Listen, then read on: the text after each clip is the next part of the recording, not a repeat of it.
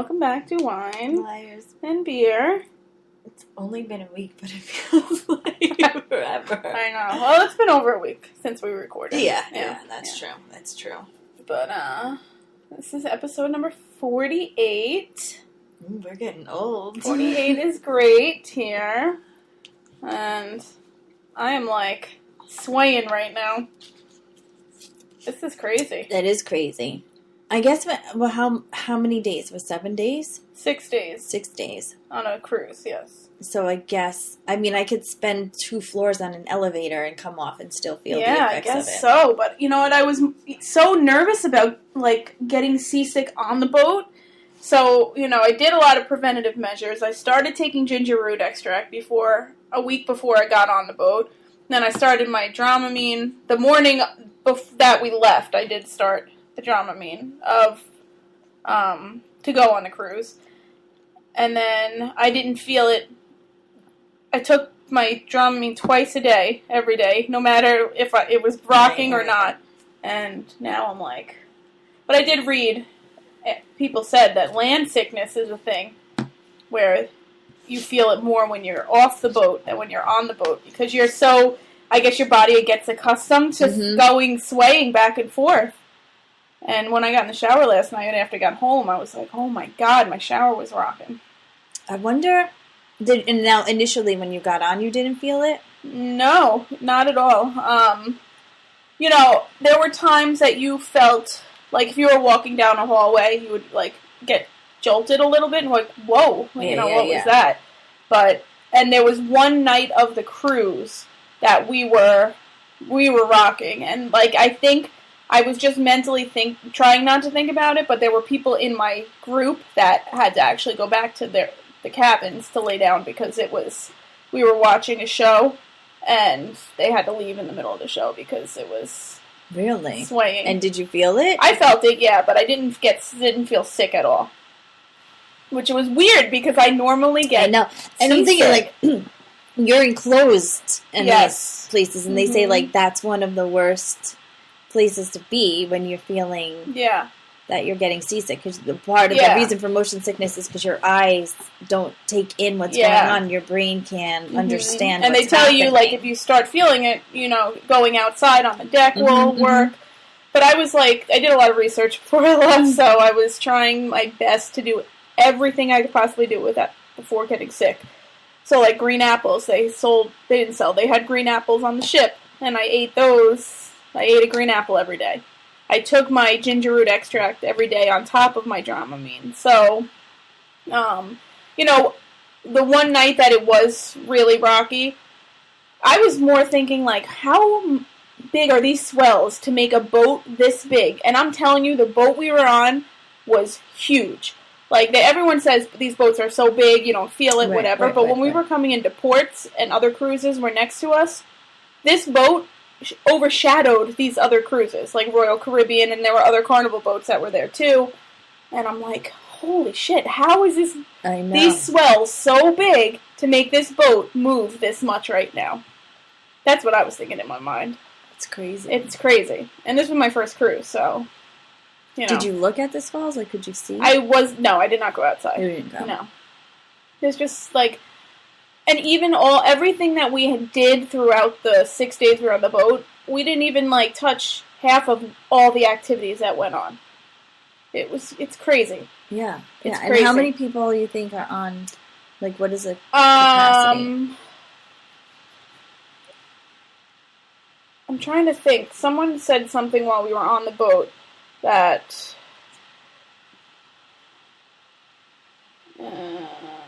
Because that's something that I would think about. Like, not how are these swells moving this boat, but how is this boat floating? Like, you're talking about an entire city on water. So it says over 3,000 guests can be on the cruise at a time. Full cruise ship passenger capacity based on double occupancy. So the average cruise ship passenger capacity is around 3,000 guests for ocean. And then they're, you know, like they have the river cruises or whatever. But it says the largest cruise ship capacity is 5,412. So, I mean, there's definitely a couple thousand people on the cruise, which is insane. Yeah. But,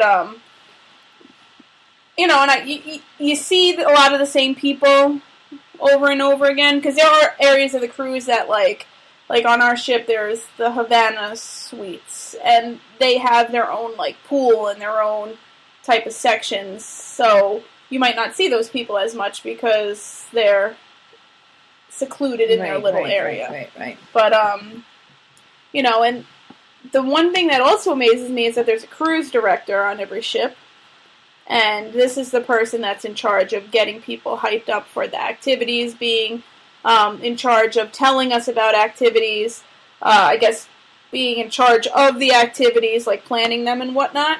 It's just one person in charge of all of that stuff? Yes, and, well, I'm sure there's more behind the scenes, but he's, like, the hype guy, and this is the job you want. And granted, I'm sure it's a very stressful job, but I could show you videos of this guy, and he is just having the time of his life.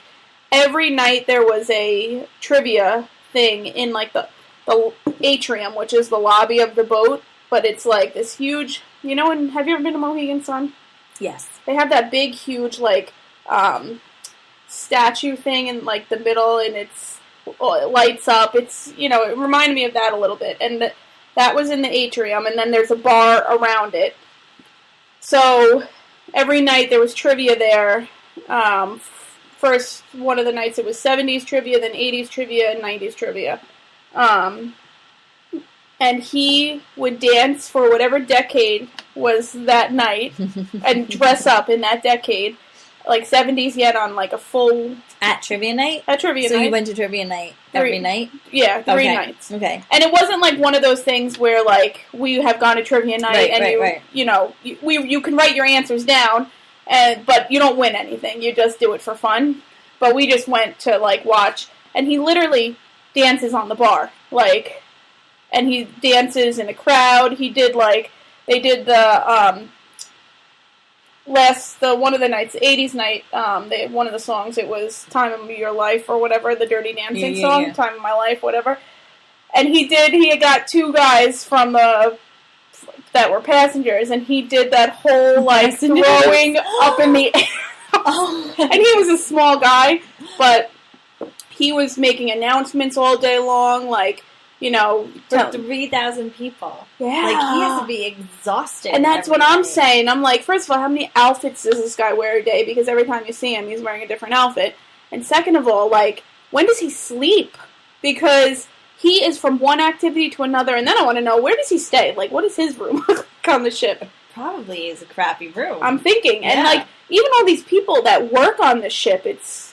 You know, and my friend was telling me that these people have a 6-month contract, so they're working on the cruise ship for 6 months, and then they get 2 months off, and then they can re-sign a new contract and work for another 6 months. And there's probably thousands of those people as well. Oh, yeah. Because you've got cooks and staff and pool and cleaners. They have to know you by name. So if you have... we had a set time in the dining hall. We ate at 6 o'clock every night in the dining hall if we chose to do so. There were 2 nights that we had one night we had a specialty restaurant reservation, and then the second time we didn't eat there. We didn't get back on the boat from the port until 6 o'clock, so we couldn't make dinner that night. But so you had the same. Sorry, this room is like, it's like crazy. You had the same waiter for every time that you went, and he knows you by name. So, like, he has to address you by name as well. Same thing with the stewardess. How does he find out your name? You have you have like a card that you need to carry around with you at all times. That's your sail and whatever card, and it's like got your credit card on it. So, when you buy when you get drinks, I had the drink package, but they still have to scan your card to see that you have the drink package. All right. So, your picture comes up, your passport picture comes up on that card when they scan it. So they'll see, like, they have to be able to, when you go to the bar, they scan the card. so that they could see because you're only allowed to buy one drink at a time. And you can't buy for other people. Like, I couldn't get drinks for other people. Right. You know? And they would have to match your face to the passport picture on the screen. But, yeah, your stewardess has to know you by name, the people that come in and clean your room every day. So when you see them, they have to be like, oh, good morning, Dina. Good morning, Carrie. Like, that type of thing. And, it was just, you lose all sense of time. I had no clue what day it was at one point. I'm like, is it Tuesday or Wednesday? Like, the only times I knew what day it was when we were getting off the boat, because I knew on Tuesday we were going to Jamaica, Wednesday Grand Cayman, Thursday we were going to Cozumel, and then Monday and Friday we had sea days. What is that? You just on the boat all day long, yeah. Like just traveling and traveling? Mm-hmm. And then the other thing that blows my mind is that you look all around you, there's no land. There's no land. So I'm like, the whole experience and the whole thought of how this cruise ship runs is just amazing to me, because God forbid something happens on this boat. Like, people die on cruise ships, apparently. Yeah. They have a morgue on a cruise ship. Oh, really? Mm-hmm. And they have, like, they have an infirmary for if you're sick or whatnot. But, like, they have jail. Like, they have jail you on go the to cruise ship? jail. Yeah. Really? Yeah. I'm sure that's, like, down in the lower decks. Yeah, I'm sure. And then, like, if you get put in there for, like, a severe, like, situation. Did they have, like, a helicopter landing? Or? No, but you get off at the next port and then see you later bye. Like, you're not getting back on the boat. So, yeah, it's pretty insane. Like, what would they get arrested for? I mean, I guess if you, like, if you get into fights on a cruise, which could easily happen, I could imagine, because there's some breeds on these cruise ships, like, special breeds. Really? Yeah. Yeah, it's a very diverse group of people that go on cruises. You got everything. You got, like, from, like middle of nowhere Kentucky to, like, high ritzy, wearing heels and, like, fancy outfits every night. We had James Vanderbeek on our cruise, Dawson from Dawson's Creek, and he, you know what, I saw him around he was around everywhere with his wife, 5 kids, and his au pair. That's who was on, and I think it was either his mother or her mother, I'm not sure which one, but Carnival must be making a promotional type of video, because there was a camera crew on the ship a lot too, and they were following him around, and then following him on Instagram. He was hashtagging and tagging, promoting Carnival a lot on Instagram. So I'm thinking he was getting some type of endorsement for Carnival. And you don't want not a lot of people I was with. They're like, "Who's James Vanderbeek?" And I'm like, Dawson from Dawson's Creek. Like, hello. But, I guess he's not a big named actor. Right. I mean, he's known, but at the same time, you don't want to bother them when they're on vacation with, he's literally with his family the whole time. Did you see that he was being bothered at all, though? No, not at all. Like, do you think people even, who told you? Well, when we went to Jamaica, our party of people split into 2 different excursions. So, I was in the Bob Marley one, and the rest of the people who had kids and some others went on a bobsled excursion. He was in their group for the bobsledding. And they knew who he was by sight, or? My friend Carrie knew who he was by sight. Okay. And then she said that his kids, they had to, they weren't allowed to go on the bobsled, the rest of them, until his whole family went through, because they were doing, a video of it. Okay. So, it kind of held up the rest of the excursion for other people, but he was, they were in the same small group of people that he was with. Now, I understand what you're saying, you don't want to bother them, they're on vacation, but people weren't bombarding him. No. But you said he didn't seem to be He doesn't seem, he just was, very, I don't know, I don't want to say he didn't seem to be friendly. I shouldn't say that, but, he was just very family-oriented, and he was always with his kids, and, just doing his thing. You know what I mean? Yeah. I don't know. He was just, he was very family-oriented, and he was always with his kids, and, just doing his thing. You know what I mean? I don't know. He was just very family-oriented, and, just doing his thing. You know what I mean? Yeah. I don't know. He was just, it looked like he was having himself a good time with his family, and... You didn't want to go over? No, I didn't really have interest in doing that, and I was literally, like, we were walking here, and his family was walking right next to us as we were getting on the ship from Cozumel, and, like, literally, I could probably put my arm out and be in touching distance of him. Right. And they had a different entrance on the boat than we did, obviously. They were like going, we were going where the peasants they were VIP on the boat because they were doing some promotion. Yeah. So, I mean... But he was around, and the kids that we were with actually became friends with his kids on the boat. Okay. Like, and, the one girl, she's like, yeah, we swapped Instagram information and all this stuff. So they were with them a lot with the water park and the... things like that on them, whatever the kids were doing on the boat. Right. So, I'm just surprised that you didn't, like, fangirl. I know. Awesome. I know. It was cool to see him, like, because it's just crazy how, not that he looks bad, because he still looks like, he doesn't look old, but, to think of him when he was on Dawson's Creek, and to see him now with 5 kids, a wife, and an au pair, it's like... What did his wife look like? Very, very pretty. I mean...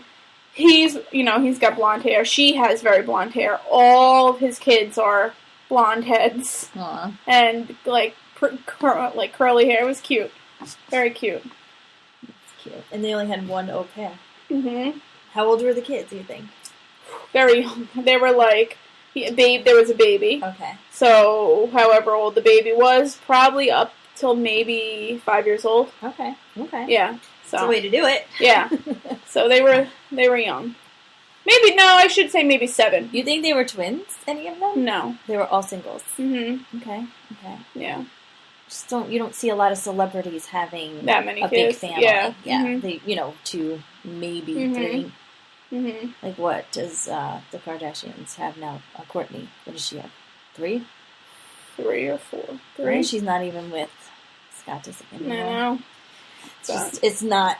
It's atypical to see a celebrity with a big family. But I guess, what is he doing now? That was my other question to you. Like, why would he promoting Carnival? Apparently, I don't know. What is he doing? I guess it's time for him to fulfill his raising a family dreams. Yeah. So but and I'll just say my favorite excursion was in Jamaica, and like just the whole experience itself in Jamaica was one that I think might be on my top 3 life experiences. Did you feel scared at all while you were there? No, not at all. And a lot of people, you go to Jamaica and a lot of people do Dunn's Rivers Falls or like go to the beach, and we decided there were 4. Well, there was more than 4 of us, but there were 2 buses, and half of our group were put on the first bus, and we got put onto the second bus. But we went up to the Rastafarian villages up 9 Mile, it's called, and it's Bob Marley's estate up there. And it's a hike. I mean, we were on this bus, no air conditioning, and it was like a bus, the color, it was brightly colored, and it was like a really cool bus. Inside, it was all pictures of Bob Marley all over the place, lyrics from every one of his songs. We had a tour guide and the bus driver. Now, they drive on the left side of the road, and the steering wheel is on the right side of the car, so it's opposite of what we do here. Mm-hmm. And then we had a tour guide on the bus, and she gave us the whole background of Bob Marley's life. We were blasting Bob Marley music. They gave us rum punch when we were on the bus, water and things like that. But just learning about his life from when he was born to when he died, was amazing. I'm actually looking into getting more books about him, and because he wasn't always Rastafarian. He was born into a different type of religion, and then decided to go into research into this Rastafarian life and religion, and became one of them. So it was just interesting about that. And he died young. I mean, he was only 30-something years old. 38, I think, 37, 38. And he's just a very, very interesting guy. Like, it's just, I mean, he's obviously an amazing musician. He was an amazing musician. But we took this bus. We drove for like 40 minutes, and then we stopped at a rest stop where they provided us with a snack, which was either a chicken or beef patty. And then we went another 40 minutes up into the Rastafarian villages, into the hills. So we were like driving through all these villages, which were very run down, very poor, you could see. And as we were getting closer and closer, the roads were getting more narrow and narrow. And it was scary because it was twisty and turny, and it was basically a one-lane road, dirt road that you're now traveling on. How fast is the bus driving? Not too fast. He was a very good driver, and I was actually worried about getting sick on these buses too because I kind of read a little bit about it. But every time we would turn a corner, he would have to lay on the horn because he had to make sure nobody was coming from the opposite direction. With the music blasting? Yeah. Mm-hmm. All right. So, do you think other people driving have the music blasting too? Like, would they be able to hear the horn? I don't know. I'm just thinking, like, not every time we've come head to head with a car, and it was a few times where it was like you kind of held on because you were like, oh my god, but more times than not, the other car would have to then back up and find an area where they can kind of get into so that the bus can go by. Like, so it always seemed like the bus had the right of way with this type of thing. But it was scary. And there was, like, nothing on the side at one point of the road, and it was just a ledge down. Mm. And it was very... Yeah, like, we're going down. Adrenaline, like, yeah. I'm like, holy shit, if this is the way I'm going to go, I guess this is the way I'm going to go here. But then as we were getting up there, it was funny because the tour guide, she's like, she goes, I have to say it because of the company that we work for, but whatever the company name was, she's like, well, so-and-so, we do not promote buying any type of marijuana products while on this tour. And she's like, I have to say it again, but we do not promote the buying or consuming of any marijuana products on this tour. She goes, but I will tell you that once we get to the Bob Marley estate, there is some downtime before we go on the tour that you can use the bathroom. She goes, or if you would like to leave the Bob Marley estate for a few minutes on the outside, there is a stand that you can purchase. And it wasn't just pot. They had, like, their herbal teas. They had pot cake, like marijuana cake. They had all different products. But she goes, when we're on the actual property, you're going to see everyone smoking. Like, that is what everyone is doing on this property. You're going to see them sitting at the bar, they're smoking a joint. You're going to see them walking the grounds, they're smoking a joint. You're going to see them in the mausoleums, they're smoking a joint. So it's like... Was there an age restriction on this excursion? 18 and over. It was 18 and over. Okay. So that's why we kind of had to split up a little bit. Yeah, I was wondering, though, how many parents wouldn't care to expose kids to that. Do you know what I'm saying? Yeah. It isn't, you're not seeing people sticking needles in their arms at the bar. Yeah. You're not seeing, like, snorting lines of coke. Like, this is people are just another... They're smoking it like they're smoking a cigarette. Right, it's not a part of life. This doesn't happen where we live, but in other parts of the world it's acceptable or whatever. And then so go outside, and, I had to take pictures because it was just crazy the amount of pot that this one shack just had, like, and they had the buds, like, they had just everything there, and it was crazy, it was just a different experience. It's a whole different world with this. And so now going on to we get back onto the Did you estate. See anybody purchasing anything? Yeah, we purchased stuff. Oh, you did? Yeah. Okay. Mm-hmm. So, and I think there was everyone in our group that was on the bus, not just, like, who I was with, but they all purchased something. I think there was just one older couple that didn't, but they were they were, like, drinking beer and whatnot. But, we get back on, and of course I met my Rastafarian boyfriend, and I get approached by a guy, and he's, you know, an older man, and he's got dreads down to his ass, and, you know, he's wearing the whole getup of just his life, I guess, and he worked there on the estate, and he worked in one of the shops. He comes up to me, and he's like, and he points at me, and he goes, you know, he's like, "You're beautiful," and I was like, you know, and my friend who was with me, she's like, "Oh, he likes you." So, you know, he comes up to me again, and he kept, before we went on the tour, he kept coming up to me, and he, you know, asking me my name, and he's like telling me his name, and he, you know, whatever. So as we were going up the stairs to meet our other tour guide, he calls out my name, and so I turn around, because I was now with another friend of mine who was a male, and he's like, "Is that your man?" And I was like, "No." And he's like, "Okay, good. Come see me after." And I'm like, "Okay." So now we get up to the beginning of our tour, which starts in a bar. And I took this shot. I have to tell you the shot that I took. It was called the Bob Marley, and it was 3 layers. So there was, like, it was the colors of the Jamaican flag. So one layer was like banana liqueur, the other layer was, I want to say grenadine maybe, and then the other layer was mint liqueur. But they light it on fire. So the top of the shot is flaming. Mm-hmm. You have to stick the straw in it and suck the whole thing at one time. So now I'm like, I might as well, you know, when in Rome, I might as well do this shot. Yeah.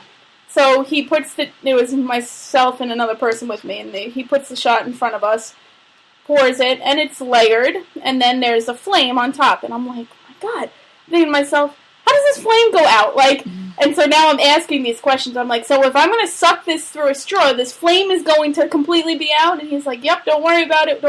I'm like, oh my, like, I was so nervous. But I did it. It was disgusting, and it was hot. Like, it was warm. So it not only was the taste disgusting, but now you're drinking, like, warm liquor. It was disgusting. Robitussin. Yeah. And I'm like, oh my God, I had to get... So, and then our tour guide now for this part came. He was different than our tour guide for the bus. It is so funny, the lifestyle of these people. They just they are living at the beat of their own drum here, and, you know, we're very fast-paced. They are not very fast-paced. So, like, as we're going through the tour, like, I would be going ahead, you know, I would just go ahead in a faster way. And he's like, who's giving this tour? You giving this tour? I'm giving this tour. Like, he wanted everyone to stay with him. And he's, like, walking barefoot, la-di-da-di-da. And I'm like, you know, and he just laughed at everything he said. Because, you know, he's probably fucking high as a kite. And, you know, when we went into where Bob Marley's mother is laid to rest and where Bob Marley is laid to rest, they're in mausoleums. So, you know, you're going into these things. And literally... I don't want to call it a coffin or anything, but it's a beautiful marble, like, box, and it takes up the whole space that you're in, and you literally have, like, this much room to just walk around, but you're not allowed to wear you have to take your shoes off before you go in. You're not allowed to take pictures or video, and he's funny because he's like, no shoes, no pictures, no video, no cigarettes. Marijuana, yes. Yeah. So, like, the only thing you're allowed to do in these where they are is smoke weed. So it's like, I would definitely do it again, and even though I know what it's about, and I would definitely recommend people doing it, because just learning about these cultures, and even just driving past, like, you see people living in these, like, villages, you see it firsthand, and you know, I was seeing ladies, they have, like, the fruit baskets on their head, like, they're walking around like that, and they're living in these rundown houses, and, like, we drove by 2 schools, because school was still in session, so the kids were out there, and when we were coming back to port, that school was getting let out, so kids were now walking on these roads walking home because they don't have transportation. Right. There's no buses or anything. They walk from school to home. So now, not only are we on narrow roads, but now we have kids on the side of the road, and they're like, they see the bus and they're waving and they're like, ah! You know, they're so cute. So it was definitely, and then they provided us lunch we actually stopped at the rest stop again, and that's where we had our lunch. We had like jerk chicken and rice and things like that. So, you know, and I had to, you know, meet my Rastafarian friend. Oh, yeah. When I came, because obviously we had to go through the shop to get out. So he comes back to me and he's like, can I give you my phone number? And I'm like, you know, sure, whatever. So he literally brings me into his shop, and he's writing and writing and writing, and I'm like, what the hell is this guy writing? Like, is he writing me a whole note? Like, how to call Jamaica? No, I don't know. And he literally writes down his whole phone number, and then his whole address is underneath it, and his name and everything. He goes, please call me. He goes, please. And so, I'm like, yeah, all right, Martin. But he was funny. He was very funny. But, maybe he's looking for a green card. Yeah, right? Yeah. He's trying to come to the States, and he's going to use you for his ticket in. Yes. Maybe he tries that with I'm not saying you're not beautiful. But no, I know. Maybe. Every time a group of Americans come through, he finds one that he could spend a good solid year with, and he tries to go home with them. Yeah.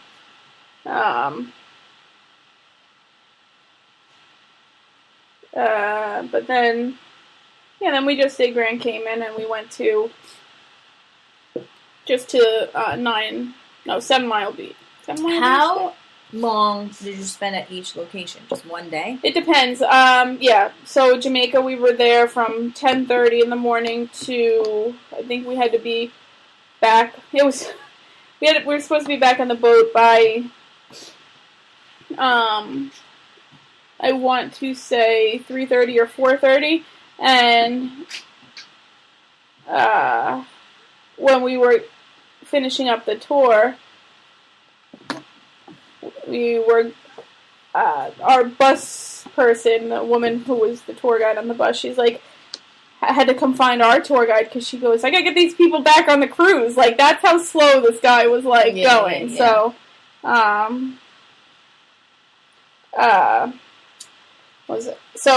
that was till like maybe 4:30. I think we had to be back on the boat. Then like Grand Cayman, I think might have been the shortest. So we were there got off the boat maybe 11 or something, 10:30, 11, and we had to be back on by like 3:30. Okay. And then Cozumel was the longest, so we got off at 10:30, or were allowed to get off at 10:30, and we had to be back on by 6. Now, did you feel that was, like, did you want to stay anywhere longer? I wanted to stay in Jamaica longer, but, because, I mean, we were doing. Yeah. But, and, you know, Grand Cayman was beautiful. The beaches were beautiful. I would have liked to stay longer to maybe go into, like, the shops around the port a little bit, which I could have, but I wanted to be by the beach. Cozumel was nice. It wasn't, I don't think it would be a place I'd be like, I'm going to go there again type of thing. Right. We did go to an all-inclusive resort. We paid, like it was $50, and you get the benefits of everything on the resort. So you get, like, the beach, you get unlimited food, unlimited drink. You have, like, we had tables, and we had waiter who was waiting on us all day, getting us food and drinks, whatever we wanted. There was like all those inflatable water things out in the water. But the water wasn't as nice as Jamaica and Grand Cayman. Yeah. It was kind of similar to our beaches here. And then once you went out, like, you could see bluer water when you were out, but like where we were on the beach, it was a little bit, wasn't anything. I would be like, oh yeah, you know, that's beautiful. But, you know, it's just to look at the map and to see the different ports. Because I think Jamaica was the longest distance from where we had where we were. So we left Miami Sunday at 4, and we got to Jamaica by 8:15 Monday morning. And then, like, each port was, like, it was a quick trip kind of to each port. Right. And then coming back Sunday. Yesterday we got back to Miami at, like, 7:45, I think, in the morning. And we left Cozumel at, like, 6-ish. So, I think at night, a lot of the times, I did feel the boat. But I think what was happening, the pilot, or the captain, or captains, were picking up the speed a little bit so that we could get to the port at the time we were supposed to, and I think you were feeling it more when we were going faster. Really? Mm-hmm. So. Well, plus you're sitting still. You have to remember at night, right? Like you're. Yeah, like I felt it more sitting at dinner. If we were at dinner, I felt it because we were just sitting there. If we were up and moving around, I didn't feel it as much. Right. We had an inside cabin, which I probably would do again because not only was I learned, like I researched and they said, if you're in the middle of the boat going up and down and middle of the boat going like horizontal, that's the less move, like you'll feel it less there. But first of all, there's no windows, so the room at night is pitch black. I got the best sleep of my life the past 6 nights in this room. And we had to set alarms each day because we had to be up. Even on days at sea, because the one downfall is that getting a lounge chair is nearly impossible if you don't do it unless it's, we were out there 7:30 in the morning trying to, get lounge chairs. So if you go out any later, you're screwed, basically. But, if you don't set an alarm clock, you could sleep the freaking day away. Right. And the beds were so comfortable. I couldn't believe how well I slept. So it was actually more beneficial to be like that than... Mm-hmm. I mean, it'd be nice to have, a balcony and stuff. Right. But, it was nice. Yeah. Showering was a little bizarre just because it was a smaller shower and there's nowhere to, put your leg when you want to, shave your legs or anything. Yeah. So, but the toilet was, right outside the shower, so, I had to kind of put my leg on top of the toilet. It was, a whole system that I had down, but, yeah. So. And you had your own private bathroom. We had our own, yes. Mm-hmm. That's important. Yeah. I mean, but, you hear everything going on, around you, as far as the walls are not thick. They're thin. You hear, and we had a connecting room with the person next to us, who we didn't know. But, we didn't hear anything crazy, but, when they were in their room talking, we could hear them. The words, or just the mumbles? No, we could hear. You could hear, their conversations. For the most part, yeah. So, I'm thinking, we watched, we had TV on at night just to, watch we were watching, I don't know, we watched Beauty and the Beast one night and then another movie. But, I'm thinking to myself, I wonder if they could hear the TV. Yeah. Because the TV was on the wall right next to where the sharing door was. So, it was interesting. But... Well, as long as they didn't, pound on, you have to... Yeah. If you could hear them... They could hear us. Yeah, mm-hmm. But they have to know that you could hear them as well, so... And everyone decorates their doors. Oh, really? On the yeah. That's cute. I mean, I guess it's probably helpful for, figuring out... I mean, you know what room number you are, but, it sets each door apart from one another. That's adorable. So, yeah. Mm-hmm. Did you do that? Yeah, my friend had surprised us, and actually, I kind of knew she was doing it, but she did a sign that had, where, we all work together, so it had, the name of our work, and then, crew, underneath it, and then she printed out all of our Bitmojis. Aw, that's cute. Put them, and her and another friend put it all on the door the first night when we were sleeping. So when we woke up the next day, it was on there. Oh, that's really cute. Yeah. That's cute. So it was definitely something that I plan on doing again. And yeah, it's, it was fun. It was a good time. Good. Mm-hmm. You went away. I did. You went away. I did. You know that I mean, I guess in,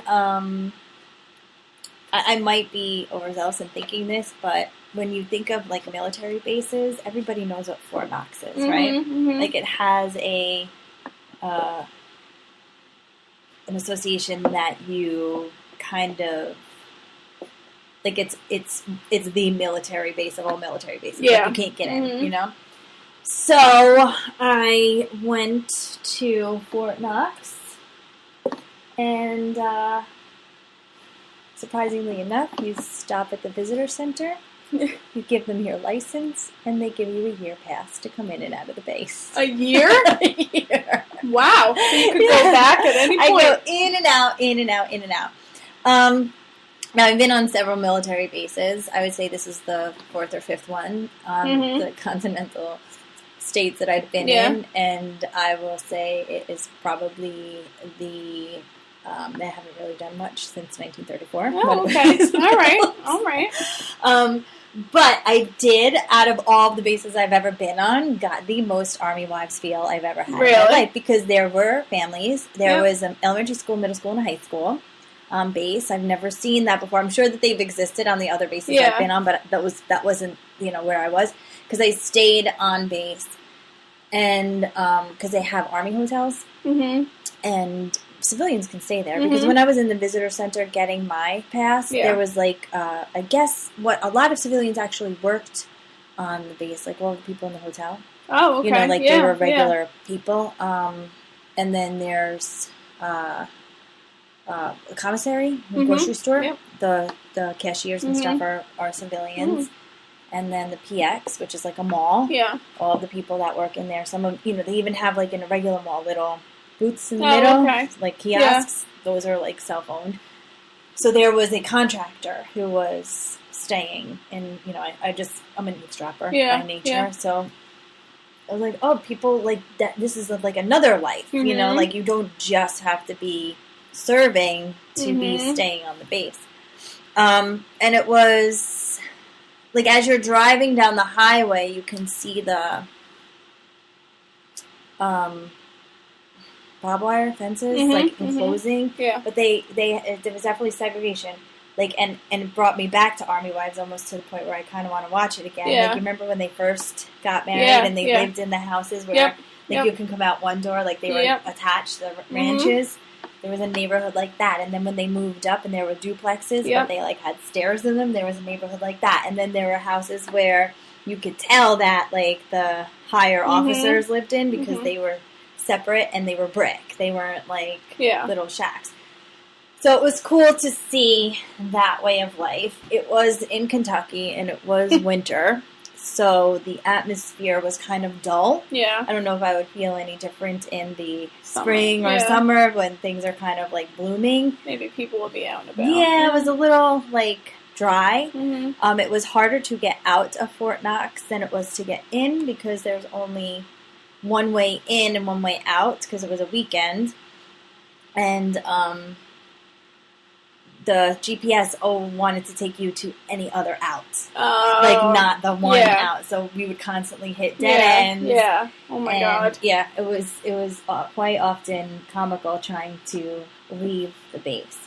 But, so I'm here at Fort Knox. Surrounding Fort Knox, there is nothing but... trailer parks, random trailer parks, strip clubs, many of which are blacklisted to soldiers because they participate in, the sex trade. Yeah. And, mom and pop or single mom establishments. Yeah. Like, we went to this diner that was completely adorable. Christie's Cafe, I believe it was called.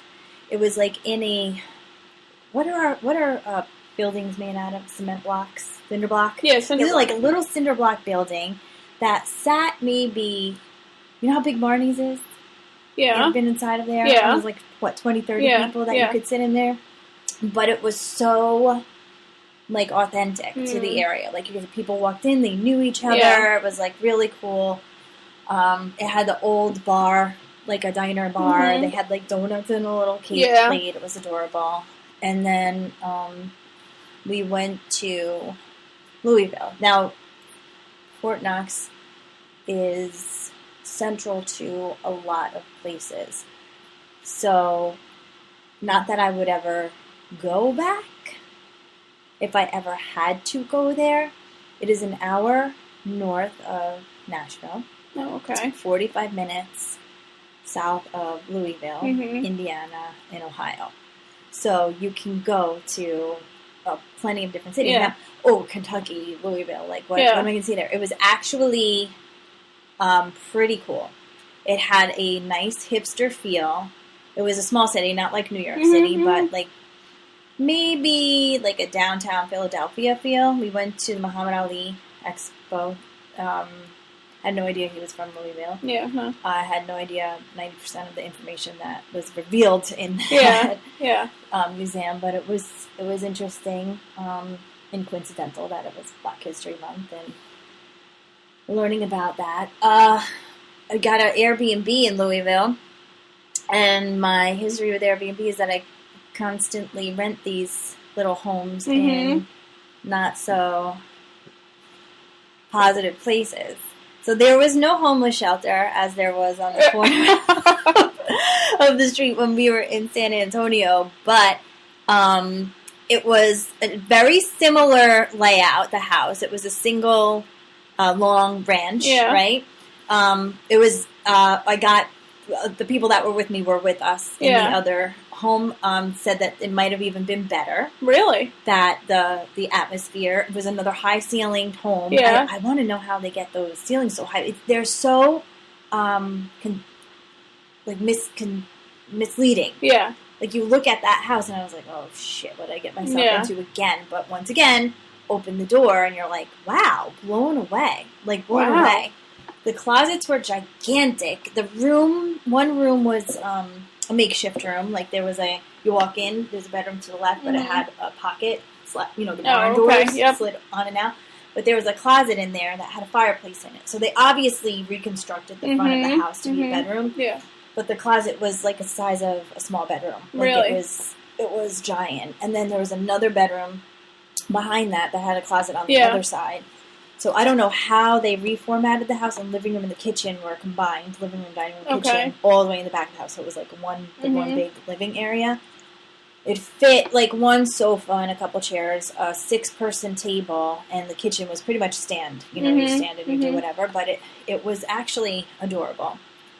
And I always do this, and I feel I was there for one night. You don't want to leave the house.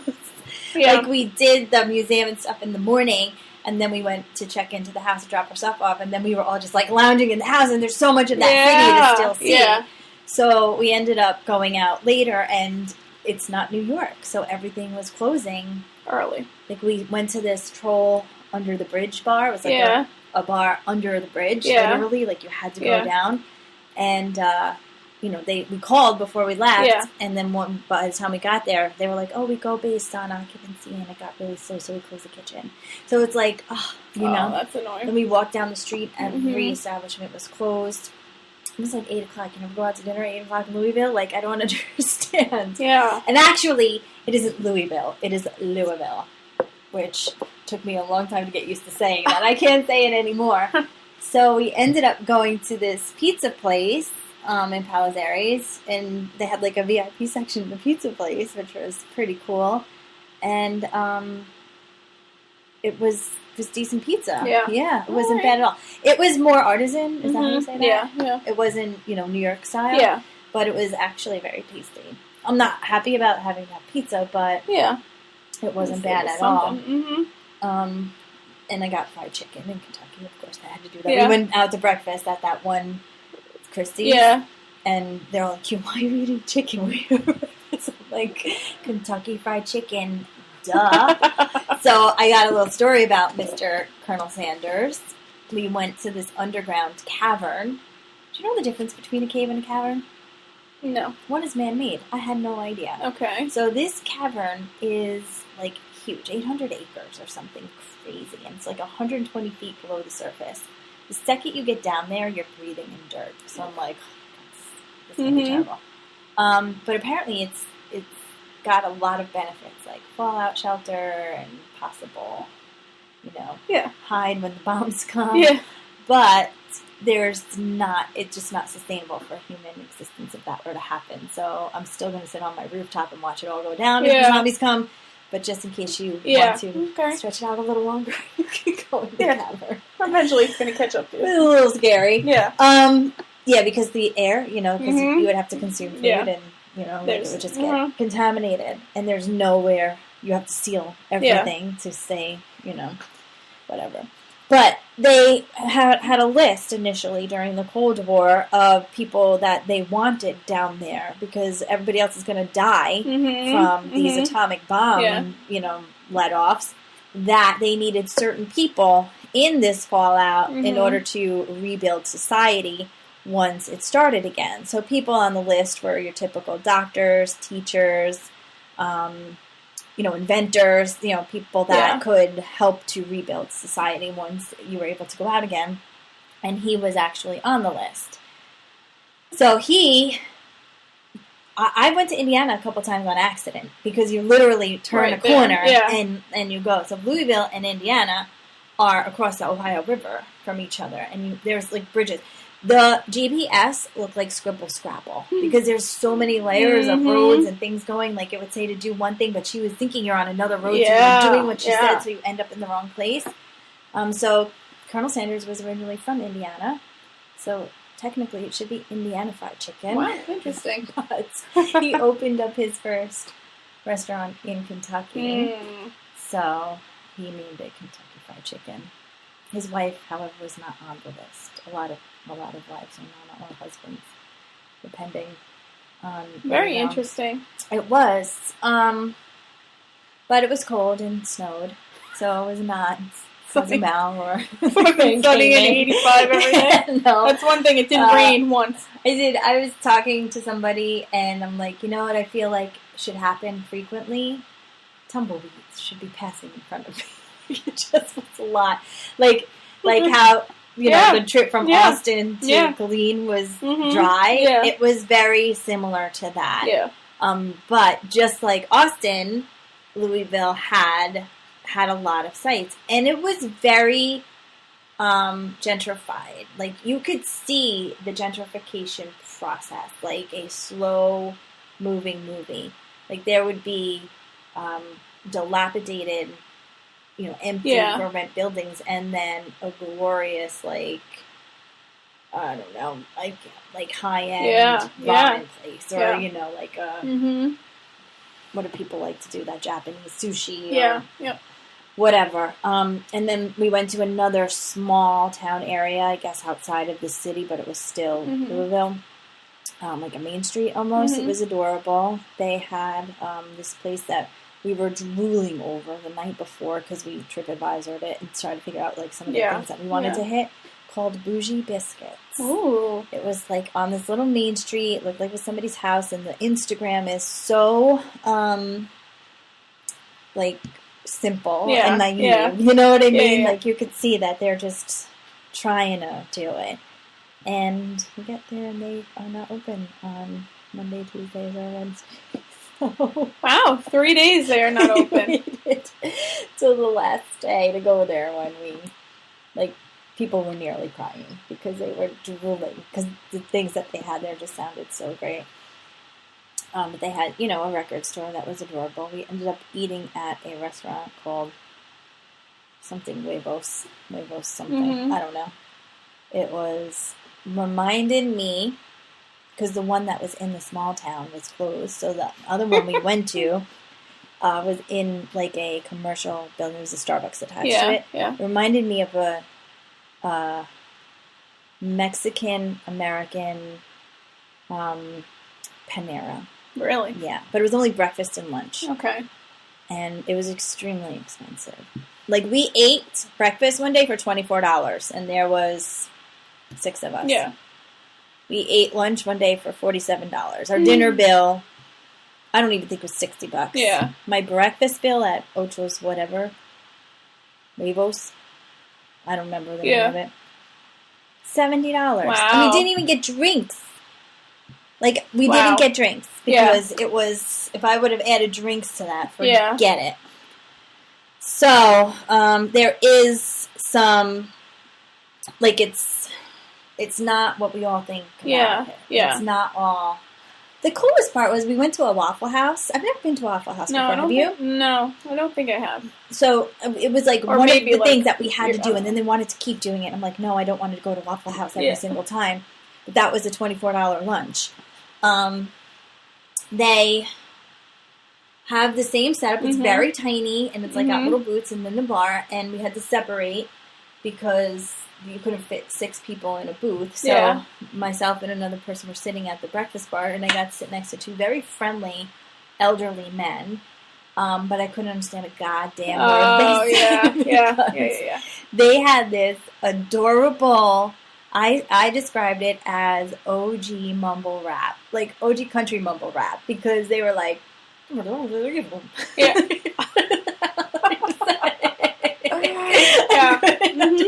Yep. Anything that they were saying, like we just looked and smiled. So it wasn't any different than any other small town. Like I don't know. The other day, somebody got dressed up in this outfit that didn't match. It was like blue pants, black shirt, and I was like, "Oh my god, you're wearing that!" And another person was like, "Oh, that would go well in Kentucky." It wasn't like that. No, I mean, like in the outskirts, the far, like right outside of Fort Knox, it was. And something happened there. I don't know, because everything was underwater. And it was a joke. And it was like kind of comical, because they're driving down the street and I see this for sale sign for this racetrack. And I'm like, what the fuck is a racetrack? You don't see anything but swamp. So, we drive by it a couple times.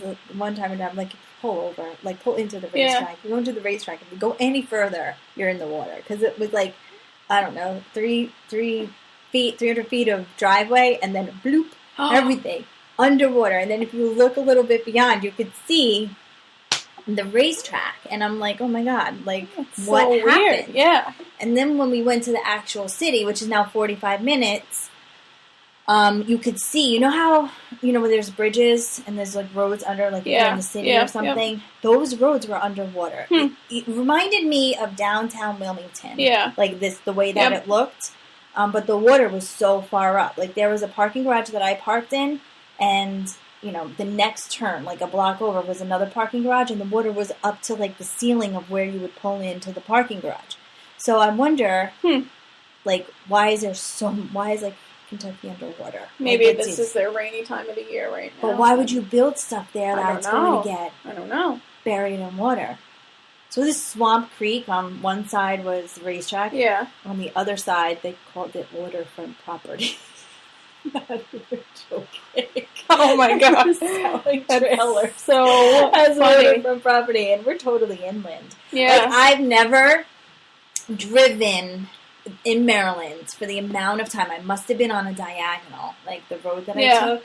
We drove through Pennsylvania, so I went through all of your typical, like Kutztown, whatever the other major school is over there, and then got into Maryland. Yeah.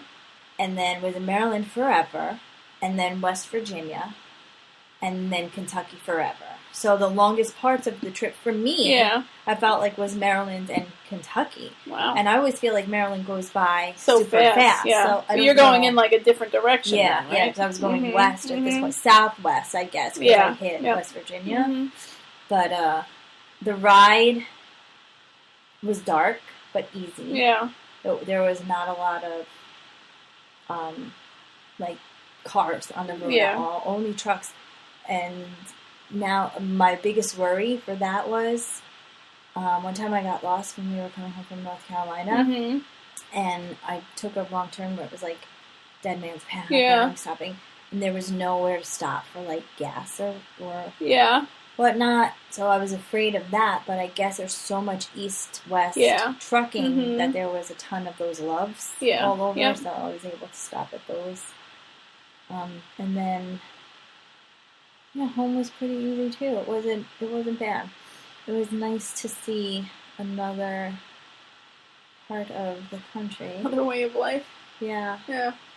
And again, I was there for a short amount of time. Like, I would have liked to stay longer as well, even though it was not, like, I wasn't seeing much different, but I spent so little time in the different areas, like so little time in the actual our military aspect. So little time in the, down home Kentucky, and then so little time in the city that if I could have spent like maybe 2 or 3 days in the one area and 2 or 3 days in the other would have been, I could have gotten more of a feel, because I could have then gone to Indiana and Cincinnati, which I heard just yesterday was popping. Yes. Yeah, so that was my event. That's crazy. Week. And like how you said that, just that there were areas that that were run down, but then there were nice things. That's how it was crazy. That's part of the places we were driving through in Jamaica were the same way, where it was like houses were not finished, but then you see this house that is this beautiful, gorgeous, mansion type of house with, BMWs and Mercedes in the garage, and then next door is just an unfinished house. And I'm like, I wonder who comes in and buys, the properties are cheap, from what they said. I think they said that, there were this area that they're building condos there, and, you can buy one for cash for $100,000, and, that's cheap for such a nice place to live. But then they also said the laws in Jamaica, the law is you can live in a house that's unfinished. So that's what people do. They'll buy these houses. They might not have walls or a roof, but they'll live in there. And as they are able to afford to finish the house, they'll do it. But as they're living in it.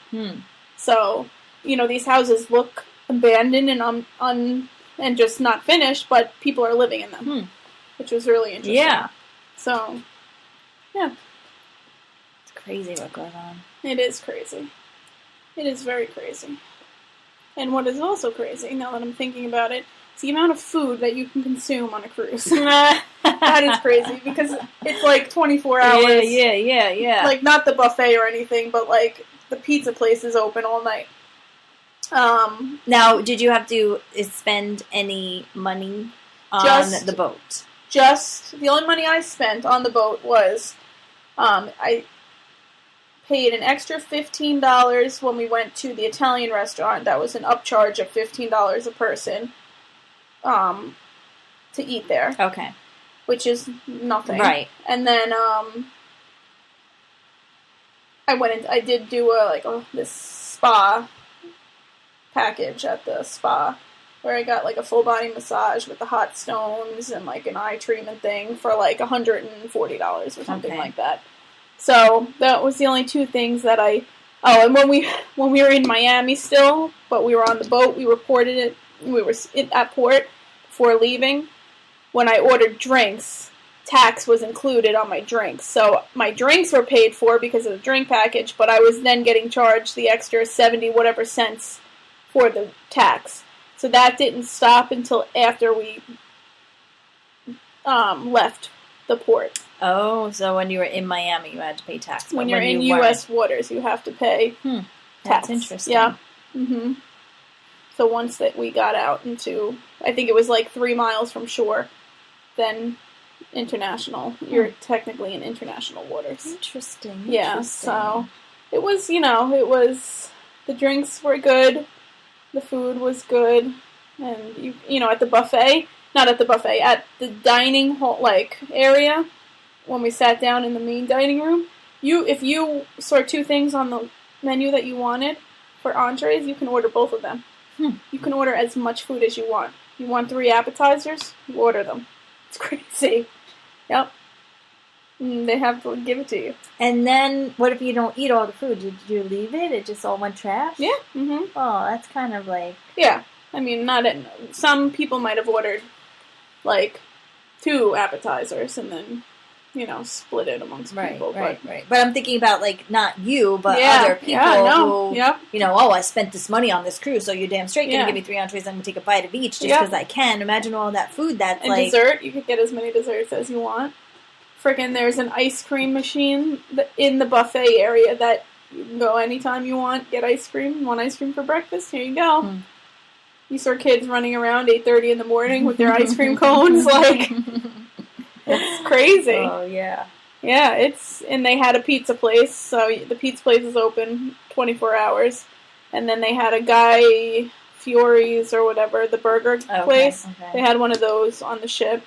They also he has a Pig and Anchor restaurant. We didn't eat there, but it was a restaurant / brewery type thing. Okay. So they brewed their own beer there. And then just different, last night I'm so mad. We found different bars that we'd never seen on the boat and, went into each one. There was a piano bar there, which was too quiet because we walked in just to get a drink because we were at the atrium watching the trivia thing, but the bar, the atrium, you can see from 3 different decks. So it's deck 3, deck 4, deck 5. We were on deck 4, but we couldn't go down to deck 3 because the bar was too packed, to wait for a drink. So we went to this piano bar, and, they're playing, they're rocking out to Journey on the outside, and we walk in the piano bar, and it's, silent.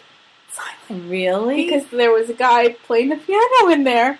And so I'm like, oh my God. And people are sitting there listening to him play the piano as, Journey is jamming on outside.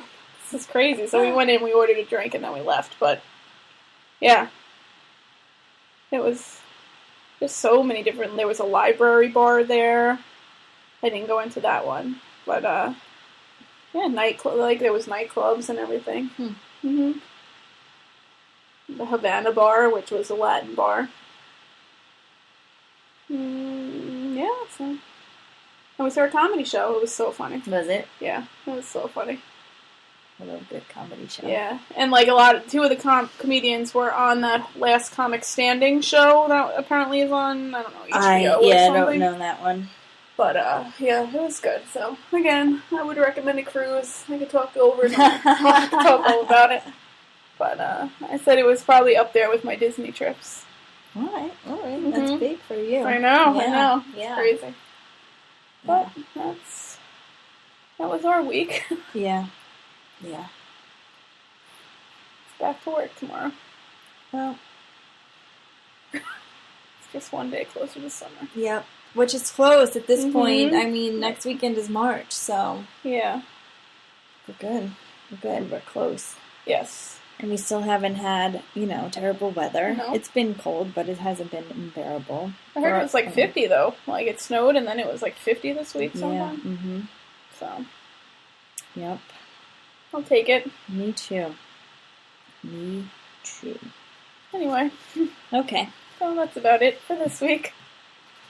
Don't forget to follow us. Yes. Like us. Subscribe. Yep. Rate. Comment.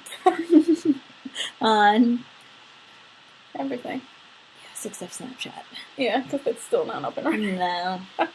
No, it's too much of a hassle. Yeah. I don't even know how Snapchat would work as a platform for marketing. Yeah. I don't know. Alright, but we're there. Yep. You get there. Mm-hmm. And we will see you next week. Bye. Bye.